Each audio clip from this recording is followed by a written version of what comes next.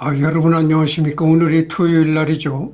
2026년 8월 8일 오후 3시 35분을 가리키고 있습니다.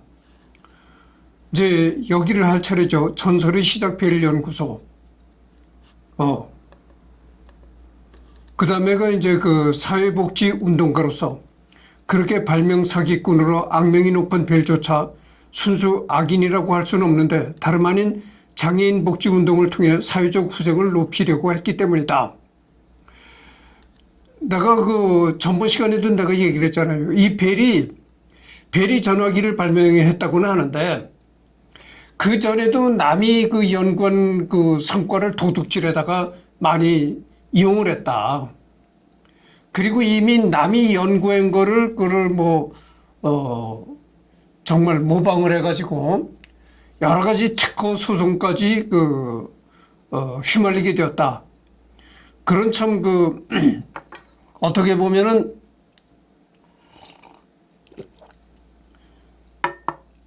비도덕적인 정당치 못한 방법으로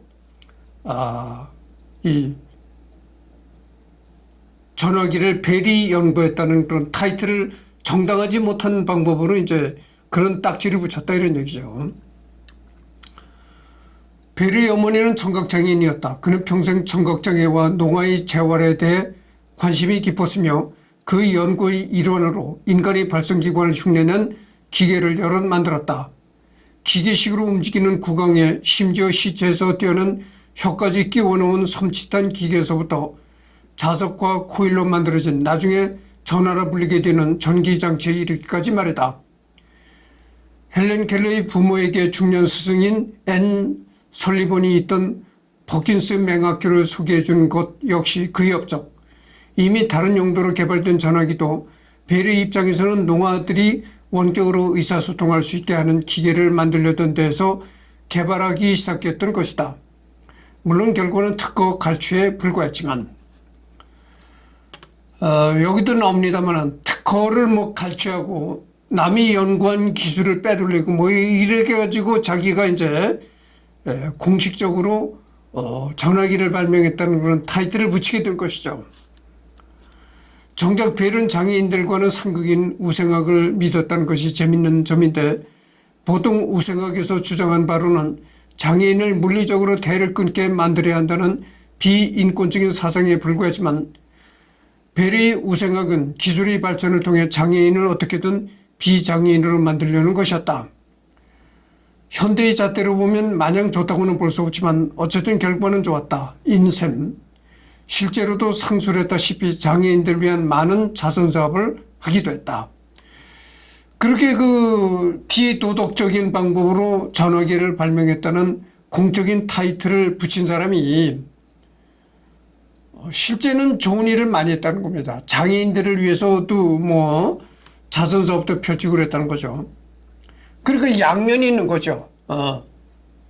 전화기를 발명했다는 그런 측면에서만 볼 때는 전화기를 발명했다는 그런 측면에서만 볼 때는 이 벨이란 사람이 상당히 비도덕적이고 아주 남과 특허 분쟁을 일으키고 진흙탕 싸움까지 벌이는 그런 사람이었는데 또 한편으로 볼 때는 장애인들을 위해서 자선사업까지 펼치고 그러니까 완전히 다른 양면을 가지고 있었다 이런 얘기입니다. 여담 벨이 전화기 발명자가 아니라는 주장은 정치적으로도 논란이 좀 있다.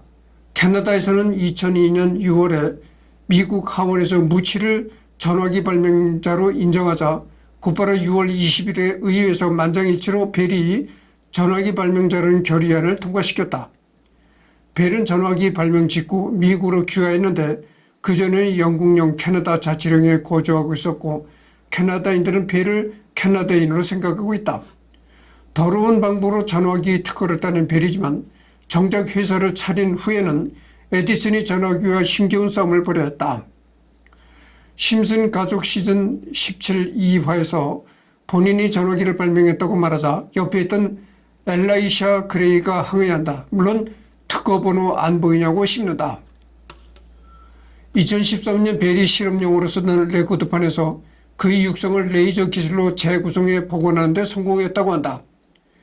녹음 기록과 대조하기 위해 대본 자료까지 남겨놨는데 왜인지 돈이나 숫자만 계속해서 세는 내용이다. 아마도 별은 상업적 용도로 사용할 수 있는 기계를 발명하기 위해 이런 식으로 여러 차례 녹음 시험을 했던 것 같다. 출신지가 출신지다 보니 약간 스코틀랜드 사투리를 쓰는데 전반적으로 또박또박 단어들을 발음한다. 사업가, 언어치료사에 가꾸었던 그의 일면을 엿볼 수 있다. 벨의 연구가 사기 행각에 가꾸었다는 것은 현재는 MIT 쪽과 계약이 끝나 사라진 디브노 연구소에서 특별연구원으로 근무한 2004년에서 2005년 세스 슐만에 의해 밝혀졌는데 2009년에 그가 이를 정리한 지상 최대의 과학사기극이 출간되었다. 보다 자세한 내용을 알고 싶다면 본 서적을 참조하기 바란다. 1981년에 제임스 가필드 대통령이 피격을 당하자 정부의 의뢰로 금속을 찾을 장치를 제안하고 금속 탐지기를 개발한다. 개발 자체는 성공했지만 정작 대통령에게 실험했을 때는 대통령이 누운 침대의 스프링 때문에 오작동해서 별 소용이 없었다. 후에 원인을 밝혀내지만 이미 대통령은 폐혈증으로 사망한 후였다. 게임 어쌔신 그리트 신디케이트에서 주변 인물로 등장한다. 여기서는 상당히 실력이 있고 정의로운 인물로 등장한다. 물론 그가 전화기 특허를 비겁하게 따낸 사람은 맞으나 그렇다고 실력 없는 사람도 아니었고 그 돈으로 많은 사회복지를 해줬으니 그렇게 묘사한 듯하다.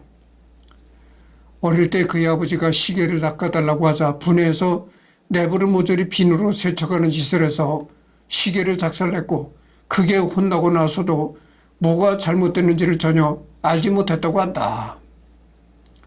뭐 여러 가지 얘기가 납니다만은 일단